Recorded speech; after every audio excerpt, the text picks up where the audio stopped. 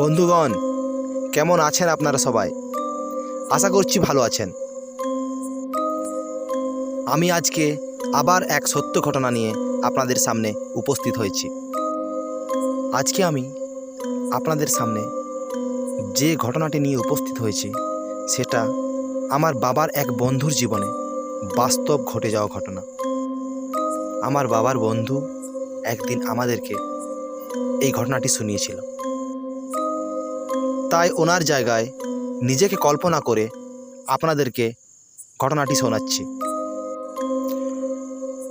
আজকের ঘটনাটি 1990 দশকে কলকাতার এক প্রাচীন হোস্টেলের ঘটনা। এই হোস্টেলটি ছিল ব্রিটিশ আমলের তৈরি, যেখানে অনেক ছাত্র থাকত। হোস্টেলের নাম ছিল জুবিলি হোস্টেল। এটি সেই সময়ের বিখ্যাত একটা হোস্টেল। কিন্তু একটা অদ্ভুত ঘটনা সেই সময়ে অনেকের মনে গভীর দাগ কেটেছিল। ঘটনাটি শুরু করার আগে আমাদের চ্যানেলটি সাবস্ক্রাইব করুন এবং বেল আইকনটি প্রেস করতে ভুলবেন না, যাতে পরের ভিডিওগুলো খুব সহজেই আপনার কাছে পৌঁছে যায়। তাহলে চলুন শুরু করা যাক আজকের ঘটনা। সবেমাত্র এইচএস পাস করেছি। গ্র্যাজুয়েশন কমপ্লিট করার কথাই ভাবছিলাম, কিন্তু কোথায় ভর্তি হব ভেবে পাচ্ছিলাম না। আমাদের সামনাসামনি নামি দামি কলেজও নেই। একটু ভালো কলেজ পেতে গেলে কলকাতা যেতে হবে। বাড়ির লোক সবাই বলল, ওখানে গিয়েই ভর্তি হয়ে নে, হস্টেলের সুবিধা আছে, সরকারি কলেজ, কোনো অসুবিধা হবে না। যদি জীবনে কিছু করতে চাস বন্ধুর সঙ্গ ছাড় আর ওখানে গিয়ে থাক। এদিক ওদিক ঘোরার চেয়ে জীবনে কিছু করার চেষ্টা কর। ওদের কথা মতো আর আমার ইচ্ছাতেই ভর্তি হয়ে গেলাম কলকাতার এক কলেজে। নামটা আপনাদেরকে জানাচ্ছি না। অবশেষে বাড়ির সবাইকে বিদায় জানিয়ে হোস্টেলের পথে রওনা দিলাম। সন্ধে নাগাদ কলকাতাতে পৌঁছালাম। দিয়ে ওখান থেকে সোজা কলেজে গিয়ে উঠলাম। কলেজে ঢুকেই দারোয়ানকে জিজ্ঞেস করলাম, বয়েজ হোস্টেল কোন দিকে? তিনি হাত বাড়িয়ে দেখিয়ে দিলেন। আমিও সেই দিকে রওনা দিলাম। ওখানে গিয়ে রেজিস্টারে দেখলাম আমার জন্য বরাদ্দ করা হয়েছে 5 নম্বর রুম। অনেকক্ষণ খোঁজাখুঁজির পর 5 নম্বর রুমটা উপর তলায় পেলাম। রুমগুলো বেশ লম্বা, পুরো হল ঘরের মতো। প্রায় 25 থেকে 30 জনের থাকার ব্যবস্থা আছে। পরপর সারি সারি বিছানাগুলো সাজানো আছে। দরজার থেকে একদম শেষ প্রান্তে আমার থাকার জায়গা হলো। নিচেই আমাদের হস্টেল ওয়ার্ডেন থাকেন। উনি খুব ভালো মানুষ। রোজ সন্ধেবেলা হস্টেল ভিজিট করতে আসেন। আমাদের সঙ্গে অনেক রাত পর্যন্ত গল্প করেন। ওনার একটা 2 বছরের মেয়ে ছিল। সে আমাকে খুব পছন্দ করত। ছোট্ট বাচ্চা মেয়ে, ওর সাথে খেলতে খুব ভালোই লাগতো। মাঝে মধ্যে আমাদের হোস্টেলে চলে আসতো। ব্যাগের মধ্যে চকলেট, বিস্কুট যা পেত নিজেই বের করে খেয়ে নিত। ছোট বলে আমরাও কিছু বলতাম না। এভাবে বেশ কেটেই যাচ্ছিল। মাঝে মধ্যে বাড়িতে ফোন করতাম, এখানের খবর ওখানে পাঠাতাম, ওখানের খবর এখানে আসতো। এরমভাবেই কেটে যাচ্ছিল দিনগুলো। অনেকজনের মুখে এই হোস্টেলের নিয়ে অনেক কিছু শুনেছি। তারা প্রায় বলতো এই হোস্টেলে নাকি বিভিন্ন রকম অদ্ভুত সব ঘটনা ঘটে থাকে। আমি সেই সব কথাগুলোকে আজগুবি কথা বলেই চালিয়ে দিয়েছি। ওইসব ব্যাপারে আমার কোনো ভ্রুক্ষেপ ছিল না। একদিন সন্ধ্যের থেকে বৃষ্টি নামলো। বৃষ্টি থামার কোনো নামই নিচ্ছে না। জানলার সামনে বসে বসে বাইরে বৃষ্টি দেখছিলাম। বৃষ্টি দেখতে দেখতে কখন যে ঘুমিয়ে পড়েছি খেয়ালই ছিল না। দমকা একটা ঠান্ডা হাওয়াতে আমার ঘুম ভেঙে যায়। আমি টের পাই কেউ যেন আমার পাশাপাশি হাঁটাহাঁটি করছে। চোখ খুলে দেখলাম ঘরের কোণায় একটা ছায়া মূর্তি দাঁড়িয়ে আছে। মূর্তিটি ধীরে ধীরে আমার দিকে এগিয়ে আসছিল। কিছু দূরে সে থেমে গেল এবং অদৃশ্য হয়ে গেল। ভাবলাম, না, ওটা মনের ভুল। ভূত বলে কিছু হয় না। কি সব আজে বাজে চিন্তা মাথায় আসছে দিয়ে পাশ ঘুরে শুয়ে ঘুমিয়ে পড়লাম। কিছুদিন পর আবার সেই একই ঘটনা ঘটল। পরীক্ষার চাপ সামনে ছিল, তাই রাত জেগে পড়ছিলাম। সময় যেন পেরোতেই চাইছে না। রুমের মধ্যেই ঘোরাঘুরি করলাম কিছুক্ষণ। ঘোরাঘুরি করার পর বিছানার সামনে চেয়ার নিয়ে বসে পড়লাম। চোখ যেন ধীরে ধীরে মুদে যাচ্ছে। বুঝলাম ঘুম এসে গেছে। ঘড়ির দিকে তাকিয়ে দেখি 1টা বাজছে। বইপত্র সব গুছিয়ে রাখলাম। ভাবলাম আর রাত জেগে লাভ নেই, ঘুমিয়ে পড়ি, কাল সকালে দেখা যাবে। এই ঘুমোতে যাব, হঠাৎ দেখলাম একটা ছোট বাচ্চা মেয়ে রুমের বাইরে দাঁড়িয়ে আছে। আমি ওকেই দেখছিলাম। কিছুক্ষণ দরজার বাইরে দাঁড়িয়ে থাকার পর ধীরে ধীরে হেঁটে হেঁটে ও আমাদের রুমের ভিতরে ঢুকে গেল। আমাদের রুমটা অনেক বড় আর অনেকটা লম্বা। ওই পালের শেষ প্রান্তে আমি থাকি।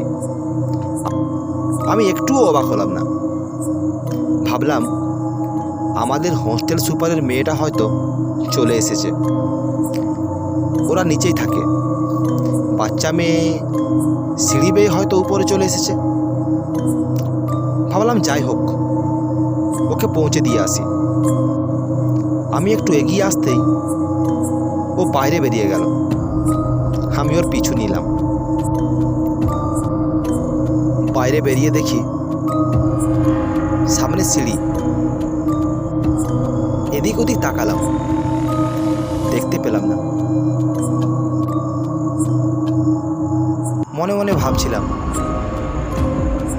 এত ছোট বাচ্চা মেয়ে এত রাত্রে কোথায় চলে গেল? মা বাবার হুঁশ নেই নাকি? দুটো লম্বা লম্বা হোস্টেল রুমের মাঝে বাথরুম থাকে। ভাবলাম বাথরুমে গিয়ে ঢুকলো না তো। দিয়ে ভাবলাম নাকি নিচে চলে গেল। অনেক কিছু মাথায় আসছিল, কোনটা যে সঠিক ভেবে পাচ্ছিলাম না। ভাবলাম যাই, শুয়ে পড়ি গিয়ে। ফালতু রাত জেগে আর লাভ নেই। হয়তো এসেছিল, নিচেই চলে গেছে। ধীরে ধীরে আমি বিছানার দিকে এগোতে থাকি। বিছানার কাছে পৌঁছে লাইটটা অফ করতে যাব, হঠাৎ কে যেন পেছন থেকে ডেকে উঠল, ভাইয়া। ডাকটা শুনে আমি পেছনে তাকালাম। দেখতে পেলাম সেই বাচ্চা মেয়েটা দরজার সামনে দাঁড়িয়ে আছে। ভাবলাম হয়তো আমার সাথে মজা করছে। আমাদের ওয়ার্ডেনের মেয়েটাও বাংলা বলতে জানতো না। ওরা হিন্দিভাষী ছিল, হিন্দিতেই কথা বলতে হতো ওদের সাথে। তাই আমি ওর সাথে মজা করার জন্যই বললাম, रुक अभी बताता हूँ, इतनी रात में तू इधर क्या कर रही है। সে কিছু বলল না। আমি ধীরে ধীরে ওর কাছে এগিয়ে যেতে থাকলাম। ও কিছু না বলেই এগিয়ে চলল। আমি দরজার বাইরে বের হয়ে গেলাম। বাঁদিকে তাকিয়ে দেখি বাথরুমের মধ্যে ঢুকে গেল। আমি ওর পিছন পিছন বাথরুমের ভেতরে প্রবেশ করলাম। ভাবলাম, বাচ্চা মেয়ে এত রাত্রে কোথায় কোথায় ঘুরছে, যদি কিছু হয়ে যায় তার চেয়ে বরং ওকে নিচেই পৌঁছে দিয়ে আসি। 2 থেকে 3 বার ওর নাম ধরে ডাকলাম, কোনো সাড়া শব্দ পেলাম না। ভাবলাম হয়তো বাথরুমের কোনো জায়গায় লুকিয়ে রয়েছে। প্রত্যেকটা বাথরুম পর পর চেক করে দেখলাম, না এখানে তো সে নেই। তাহলে সে কোথায় লুকিয়ে গেল? প্রত্যেকটা বাথরুম ভালো করে দেখার পর যখন ওকে দেখতে পেলাম না, আমি অনেক ভয় পেয়ে গেলাম। সেই প্রথম দিনের ছায়ামূর্তির ঘটনাটা তখন আমার চোখের সামনে ভাসতে থাকে। ভাবলাম, সে কি সত্যি এসেছে? আমি অনেক ভয় পেয়ে গেলাম। ধীরে ধীরে বাথরুম থেকে বেরোবার চেষ্টা করছিলাম। হঠাৎ একটা বিচ্ছিরি শব্দ শুনে আমি জোরে চিৎকার করার চেষ্টা করলাম, কিন্তু গলা থেকে কোনো শব্দই বের হচ্ছিল না। আমি দৌড়ে পালাবার চেষ্টাও করলাম। বাথরুমের বাইরেটা একটু জল জমেছিল। পা পিছলে পড়লাম ওখানে। মাথায় খুব জোরে একটা আঘাত লাগলো, আর উঠতে পারলাম না। মনে হলো কে যেন আমার চেপে রেখেছে, কিছুতেই উঠতে দিচ্ছে না। পরের দিন সকালে সবাই আমাকে সেখান থেকেই উদ্ধার করলো।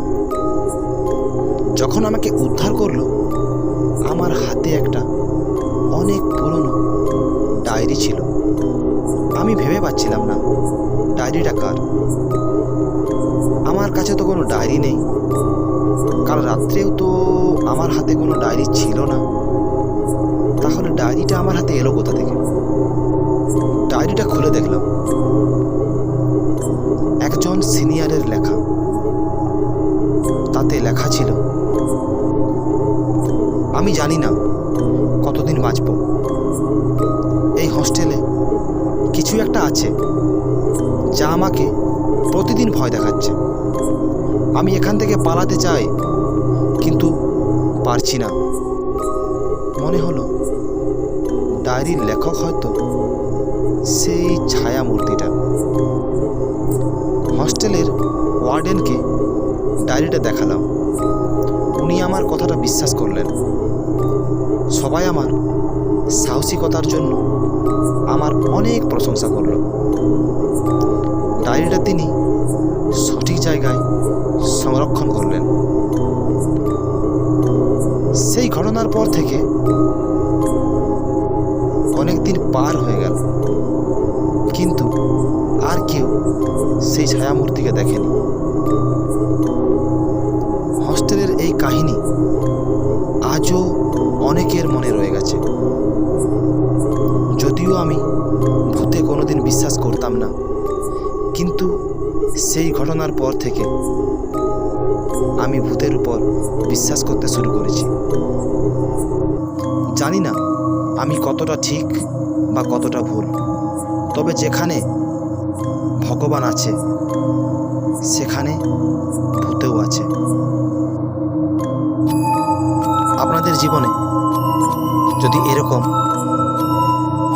কিছু ঘটনা ঘটে থাকে কমেন্টে অবশ্যই শেয়ার করুন। আমরা চেষ্টা করব আপনার ঘটনাটিকে সবার সামনে তুলে ধরার। আজকের ঘটনাটি এখানে শেষ করছি। পরের ভিডিওতে আবার দেখা হবে নিত্য নতুন সত্য ঘটনা নিয়ে। ধন্যবাদ।